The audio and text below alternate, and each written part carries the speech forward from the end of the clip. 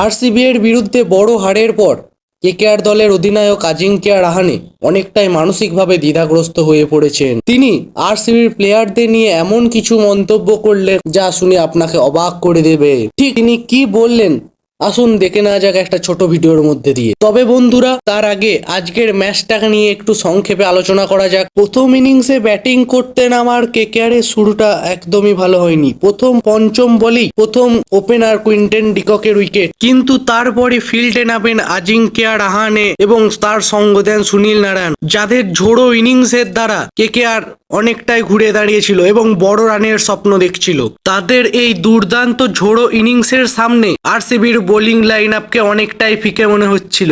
এরপর আজিঙ্ক্য রাহানে আর সুনীল নারায়ণের পরপর আউট হওয়ায় এক ধাপ পিছিয়ে পড়ে আমাদের দল কেকেআর। তারপর পরপর উইকেট পড়তে থাকে এবং শেষমেশ 174 রান হয়। তারপর সেকেন্ড ইনিংসে ব্যাটিং করতে নামা আরসিবি মাঠে ঝড় তুলে খুব অল্প সময়ের মধ্যেই সেই রানকে তাড়া করে নেয়। আরসিবি এর ব্যাটিং এর সামনে আমাদের বোলারদেরকে অনেকটাই অসহায় লাগছিল। সল্ট এবং বিরাট কোহলির ব্যাটিং এর দৌলতে তারা এই ম্যাচটি সহজেই তাদের ঝুলিতে কুড়িয়ে নেয়। কিন্তু বন্ধুরা, তোমাদের চিন্তার কোনো কারণ নেই। আমরা ব্যাঙ্গালোরে গিয়ে ওদের স্টেডিয়ামে ওদের ঘরে গিয়ে আমরা হারিয়ে আসবো ওদেরকে, তবে আজকের হারের বদলা পূরণ হবে। তবে এই হারের পর রাহানে কিছুটা দ্বিধাগ্রস্ত হয়ে পড়েছেন এবং তিনি প্রেস কনফারেন্সে বলেছেন, আমরা জেতার জন্য খেলি, কিন্তু সামনে যদি কিং থাকে তাহলে জেতার একটু মুশকিল হয়ে পড়ে। তিনি আরো বলেছেন, আরসিবিতে আজ দুটো ক্যাপ্টেন খেলেছে, একজন রাজাত পাটিদার যে খালি নামমাত্র ক্যাপ্টেন, অপরজনা বিরাট কোহলি, আর তার ইনিংস আর সল্টের ইনিংসে আমাদেরকে হারিয়েছে। তবে বন্ধুরা, আমাদের যে ছোটখাটো ভুলগুলো ছিল সেগুলো আমরা অবশ্যই শুধরে নেব